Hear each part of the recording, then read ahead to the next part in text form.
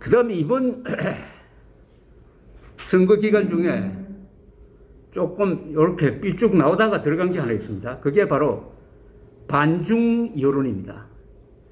반일 여론만 강한 게 아니라 한국에서 가만보니까 젊은 층에서 특히 반중 여론이 강합니다.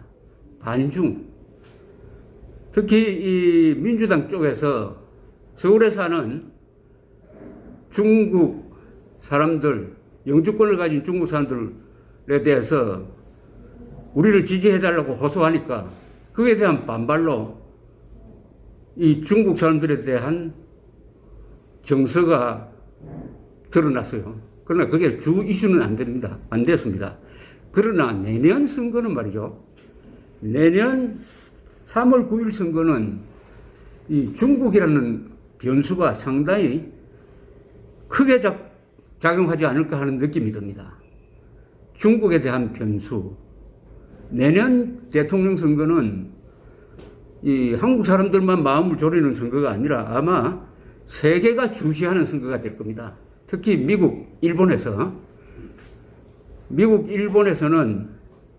이 문재인 정권과는 도대체 협조가 안 된다. 문재인 정권은 기본적으로 중국 편에 서려고 하는 정권이다.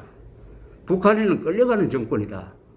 저 정권이 있는 한 앞으로 1년 동안 협조가 안 된다. 시간 보내면서 내년 선거가 어떻게 될지 그걸 주시하게 될 겁니다. 대한민국은 제5위의 공업국이죠. 공업 생산력이 중국, 미국, 독일, 일본, 그 다음에 한국 아닙니까? 종합공업 덕분에 재래식 군사력은 세계에서 한 8위쯤 됩니다. 이런 나라가 또 이렇게 아주 중요한 자리에 있어가지고 미중 대결에서 우리가 중국 편에 서버리면 미국이 아주 불리하게 되겠죠. 그러니까 한국이 어느 편에 서느냐에 따라서 미중 대결에서 승패가 갈릴 정도로 중요합니다. 그런 점에서 내년 선거에는 외세가 개입할 가능성이 많습니다. 특히 중국 사람이, 북한이, 미국이 한번 노골적으로 개입할 일은 없지만, 그런데 내년 선거의 중요한 포인트 하나가 해양 세력으로 살 거냐, 해양 문화권에서 우리가 살 거냐, 아니면은 대륙 문화권에 소속돼가지고 살 거냐를 결정하게 될 겁니다. 대륙 문화권이라고 하면은 중국, 북한, 러시아 같은 포갑 체제고, 해양 문화권이라고 하면은 일본, 미국, 유럽 같은 자유민주주의 시장 경제인데, 이것은 어떤 식으로 살 거냐 하는 삶의 양식을 결정합니다. 미중 대결이라는 게 뭡니까? 우리가 중국 편에 선다는 것은 중국식으로 살겠다는 거 아닙니까? 중국식으로 산다는 건 뭐냐? 언론 자유도 없고 법치도 정립되지 않고 이런 포갑체제 속에서 살 거냐? 아니면 지금 우리가 누리는 이 해양문화권 자유민주주의적 삶의 양식을 유지할 거냐를 결정하게 될 것입니다. 그런 점에서 젊은이들 사이에서 확산되고 있는 이 반중 여론은 상당히 저는 고무적이라고 생각합니다. 그게 반일 감정처럼 사실이 아닌데 근거해가지고 관념적인 그런 게 아니고 삶과 직결되는, 반중 감정은 삶과 직결되는 거죠. 우리 생활 속에서 왜 중국이라는 이 요소가 이렇게 들어왔느냐 하는 것은 나름대로 다 역사적인 그리고 현실적인 이유가 있습니다. 우선 중국 때문에 불편하게 느끼는 게 미세먼지, 또 사드 배치를 반대하고 사드 배치했다고 중국 내에 있는 한국 기업에 보복을 한다든지 서해를 막 침범한다든지 북한 핵 개발을 노골적으로 지원한다든지 또 홍콩이라든지 홍콩을 완전히 자기 체제로 그냥 바꿔버리고 대만을 위협하고 저 신강 위구르 지역을 강제수용소처럼 만들고 하는 이런 걸 보면서 우리가 삶의 위협으로 느끼고 있는 거죠. 동북공정이란 역사 조작 등등. 여기에 한국 사람들이 그동안에 참고 참다가 더구나 문재인 정권이 너무나 시진핑에 그 굴종을 하고 하는 꼴을 보면서 참고 참다가 최근에 폭발하는 기분을 느낍니다. 폭발하는 것 같아요. 폭발. 최문순 씨가 뭐 강원도에다가 일종의 차이나타운을 짓겠다고 하다가 이 청와대 청원 반대 청원에 한 며칠 사이 60만 명이 동의를 하니까 접었습니다. 이처럼 반중 여론이 정책에 영향을 주고 선거에 영향을 줄 것이다. 이렇게 보입니다. 이런 점이 이번 선거를 통해서 드러난 새로운 현상이라는 거죠. 20대, 30대의 반문재인, 중도가 보수와 손을 잡았다. 그리고 반중 정서가 강해지고 있다. 지금 여론조사를 보면은 이 구조화가 되어 있습니다. 구조가 바뀌었다. 반문재인으로 여론이 굳어지고 있다. 이게 일시적인 게 아니고 이런 구조가 상당히 오래 계속될 것 같다는 느낌을 줍니다. 구조가 정착이 되면 잘 안 바뀌죠. 이 여론조사를 볼 때 지금 몇 개의 지표가 있습니다. 문재인 지지율은 지금 못한다가 60%, 잘한다가 30%, 대충 2대1 구도입니다. 그리고 굉장히 중요한 여론조사가 하나, 정권 교체를 원하느냐, 정권 유지를 원하느냐 물어보면은 대충 55대 한 35 정도, 정권 교체를 원하는 사람이 많습니다. 55대 35. 차기 대권 후보 선호도에서는 윤석열 씨가 상당한 차이로 1등을 계속 달리고 있습니다. 국민의힘 지지율이 저 밑에서 민주당의 반밖에 안 되다가 이게 올라와가지고 역전되거나 거의 비슷해졌습니다. 요런 몇 개 지표를 딱 종합을 해보면은 이게 정권 교체를 가능하게 하는 구조가 형성되고 있다. 이렇게 판단이 됩니다. 그럼 현실적으로 대통령 후보가 누구냐가 이제 결국 가장 중요한 것인데 이번 4.7 보선을 통해서 그 부분도 상당히 정리가 되었다고 봅니다. 그것은 국민의힘이 부족하긴 하지만은 이번 선거를 통해서 국민의힘이 대체가 불가능한 야당이 되었다. 국민의힘을 대체할 만한 새로운 정당을 만든다는 것은 불가능하다. 제3지대라든지 뭐 신당은 불가능하다. 과거에도 성공한 적이 없었다. 한국은 기본적으로 좌우 대결 구도인데 여기는 중간지대가 없다. 그렇다면 윤석열, 안철수 이런 사람들이 결국은 국민의힘으로 들어올 것이다. 안철수가 먼저 들어오면 윤석열이 들어오기가 편할 것이다. 이렇게 보입니다. 선거는, 특히 투표는, 정치는 타이밍입니다. 빨리 결정하는 사람이 주도권을 잡습니다. 빨리 결정한 사람이 주도권을 잡는 모범을 보여준 사람이 바로 안철수입니다. 안철수가 작년 12월 20일 단일화를 선언하면서 그 뒤에 정치 기사는 거의 다 안철수 발로 시작이 되었습니다. 주도권을 잡은 겁니다. 주도권. 우리 정치사에서 타이밍을 제일 잘 잡는 사람이 있어요. 저는 그 사람을 별명을 시간의 사나이라고 그러는데 그 사람이 바로 김영삼 씨였습니다. 김영삼, 김종필, 김대중 다 장기가 있고 모자란 점도 있는데 김영삼 씨가 김종필, 김대중 이런 사람에 비해서 모자란 점이 많지만은 딱 뛰어난 점이 하나가 있습니다. 결단이 빨라요. 이 사람은 타이밍을 놓치지 않는 사람입니다. 이 사람도 우리나라 정치인 중에서 시간 약속을 제일 잘 지키는 사람입니다. 어제 만나자고 하면 꼭 10분 먼저 와 있는 사람이에요. 당무회의를 하면은 한 명이 와도 회의를 그냥 계속하는 사람입니다. 아침 7시간, 8시간 되면은 꼭 자기 아버지한테 문안 전화하는 사람. 예식장에 오면은 앞자리에 앉아가지고 끝까지 앉아있는 사람으로 저는 김영삼 씨를 기억을 합니다. 타이밍입니다. 윤석열 씨도 타이밍이 굉장히 중요할 겁니다. 시간이 없습니다, 사실. 앞으로 선거까지 10개월 남았습니다. 10개월 사이에 이 시간을 어떻게 쓰느냐, 시간을 어떻게 쓰느냐가 가장 중요한 거죠. 이 시간을 잘 쓰는 사람은 다른 부분이 부족해도 김영삼처럼 대통령이 될 수 있습니다. 물론 대통령 된 다음에 김영삼 대통령의 한 행동은 완전히 좌파 숙주 역할을 해가지고 우리가 지금 이렇게 어려운 상황을 만든 사람입니다. 저는 김영삼 씨는 대통령이 안 되었으면 참 좋았을 텐데 하는 그런 느낌을 받는데, 안철수나 윤석열이나 국민의힘이나 또 우리 국민 모두가 이 시간을 잘 써야 됩니다. 시간. 정권 교체는 언제 이루어지느냐? 3월 9일에 이루어지는 게 아닙니다.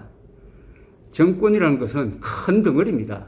이게 넘어갈 때는 하루아침에 넘어가지 않습니다. 서서히 넘어갑니다. 저는 지금 이 정권이 서서히 기울고 있다. 한 10도 기울었을 거예요.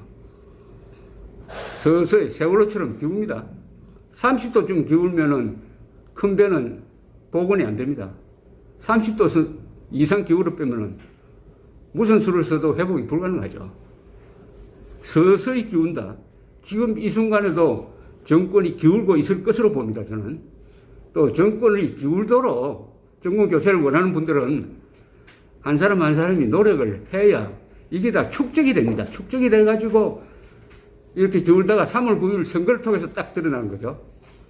3월 9일 느닷없이 선거 결과가 하늘에 떨어지는 듯이 발표되는 게 절대 아닙니다. 지금부터 여론이 어떻게 변하느냐, 또 여론을 어떻게 변하도록 하느냐, 이게 중요하다고 생각을 합니다. 그런데 이 문재인 정권의 속성입니다. 문재인 정권의 속성은 뭐냐? 극좌 운동권 출신이죠. 극좌 운동권 출신. 그 극좌라고 할 때 좌가 뭐냐? 좌는 공산주의라는 뜻도 될 수가 있고 사회주의 또는 사회민주주의 또는 계급투쟁론으로 이야기할 수 있는데, 정확하게 말하면은 계급투쟁론으로 무장한 사람들이 좌익입니다. 좌익. 계급투쟁론. 계급투쟁론은 우리 계급에 속하는 사람이 정권을 잡아야 한다. 우리 계급에 속하지 않는 사람은 그것은 제거의 대상이고 숙청의 대상이다. 그 사람들을 이 사람들이 적폐라고 부릅니다. 적폐 세력에 대해서는 법을 가혹하게 적용하고 우리 계급에 속하는 우리 편 사람들에게는 법을 허물허물하게 편리하게 적용한다. 법 집행도 완전히 계급투쟁론적 시각으로 법을 집행을 합니다. 그러나 겉으로 내세울 때는 항상 좌익들이 하는 수법 반대로 하죠. 반대말로 하죠. 사람이 먼저다고 합니다. 요새 좀 창피해서 그런지 문재인 정권이 요새 사람이 먼저다는 이야기를 안 해요. 그런 구호가 좀 사라졌죠. 사람이 먼저다고 하니까 곳곳에 그걸 카피를 해가지고 뭐 무역이 사람이다라고 하든지 뭐 이렇게 하더니 하도 자기들도 그 거짓말을 해보니까 웃음거리 되니까 안 하는 모양인데, 문재인이 말하는 사람이 먼저다의 그 사람은 국민이 아니죠. 국민 전체가 아니죠. 우리 편 사람이 먼저다. 민노총이 먼저다. 정교조가 먼저다. 뭐 이런 거 아니겠습니까? 그래서 이 정권은 계급투쟁론으로 무장하고 있는데, 이 계급투쟁론은 일종의 종교적 확신을 주기 때문에 이 조건이 바뀐다고 해가지고 같이 따라서 바뀌지가 않습니다. 계급투쟁론에 사로잡히면은 변화가 불가능합니다. 궤도 수정이 불가능합니다. 이번 선거를 계기로 해가지고 달라지지 않을 겁니다.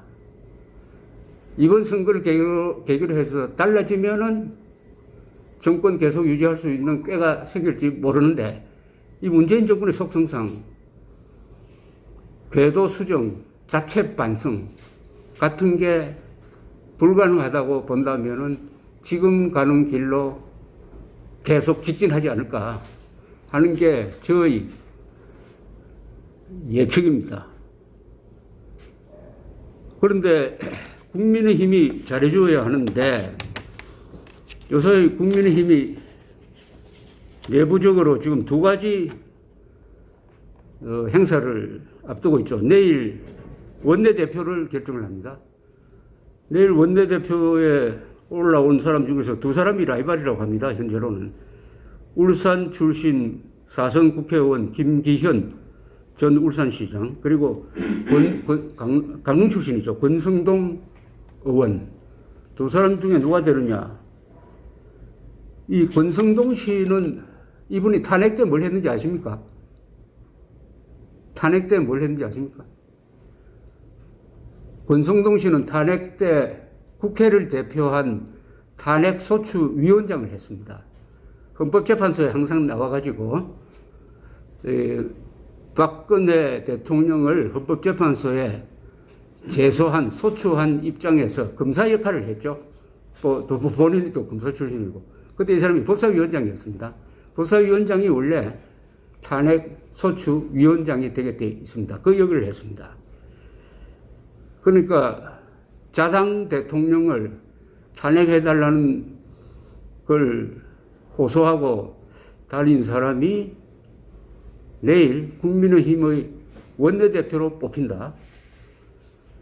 그게 모양이 상당히 저는 안 좋을 거라고 생각합니다. 뽑힌다면은, 김기현이라는 사람이 뽑히면은, 이건 또 문재인 대통령에게 아주 섬뜩한 메시지가 되지 않을까 생각이 듭니다. 아시겠지만은, 문재인의 친구를 울산시장으로 당선시키기 위한 공작을 편 건 아시죠?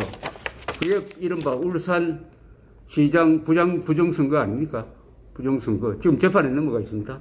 그때 울산시장이 김기현 씨였어요. 그때 경찰을 동원해가지고 울산시장의 측근들을 조사를 하고 해서 구속영장까지 검찰에 신청을 했는데, 검찰이 보니까 이건 완전히 편파수사다 그래가지고 검찰이 제동을 걸어가지고 성사가 되지 않았는데, 바로 그 피해자, 부정선거 공작의 피해자가 원내대표가 된다? 원내대표가 되는 건 칼자루를 쥐는 건데, 그것도 아마 정권 교체로 가는 길에 있어서 상당히 상징적인 사건이 되지 않을까 생각이 듭니다. 김종인 씨는 비상대책위원장을 하다가 나간 다음에 계속 국민의힘을 분열시키는 이런 운동을 하고 다니는데, 보기에 따라서는 윤석열 스토킹 같은 일을 하고 있다는 느낌도 듭니다. 그러나 이것도 별 효과가 없을 거라고 생각을 합니다. 국민의힘 중심으로 플랫폼이 만들어질 수밖에 없고, 국민의힘도 내부적으로 달라질 것인데, 이제 김기현 씨가 내일 원내대표가 되면은 저 사람이 당대표를 겸하게 됩니다. 당대표 대리를 겸하게 됩니다. 그러면은 당대표를 선출하는 전당대회를 준비를 해야 됩니다. 전당대회가 뭐 5월 말이나 6월에 열릴 것 같은데, 거기서 당선되는 당대표는 그 뒤에 한 4개월 동안 뭘 해야 되느냐?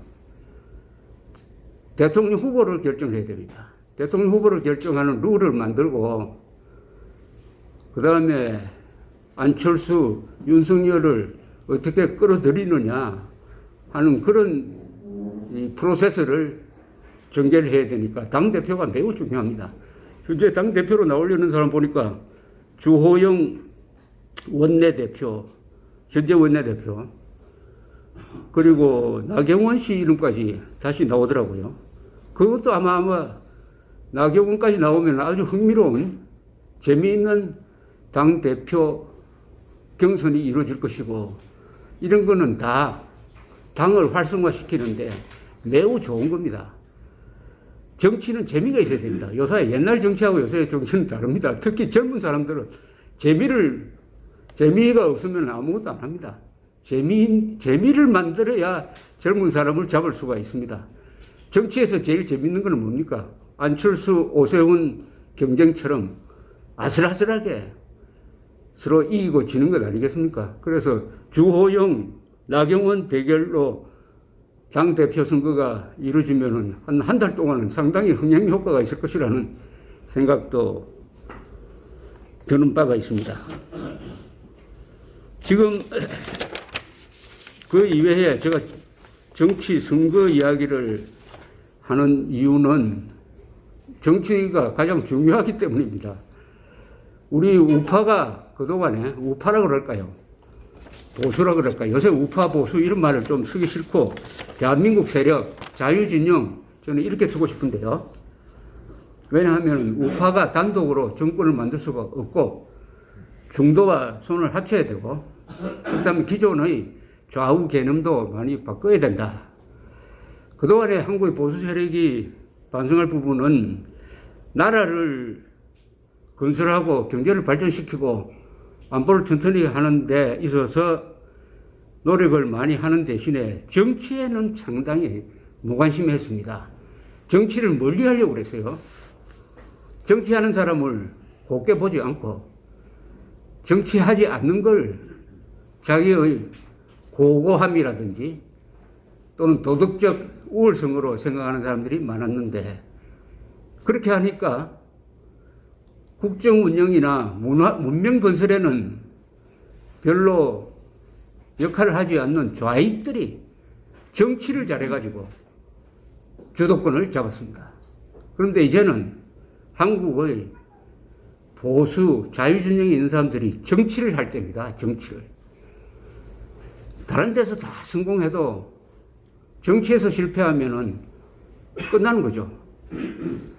박정희, 김일성의 대결에서 국가 건설은 박정희가 성공했는데 정치는 김일성이 성공했다고 봐도 됩니다. 대한민국 안에 김일성 세력을 이렇게 크게 키웠으니까 국가 운영에는 실패하고 정치에는 성공한다? 이 결말이 어떤 식으로 될 거냐 하는 생각까지 들게 하는 것은 바로 정치에 관심을 기울이라는 이런 뜻이 아니겠습니까?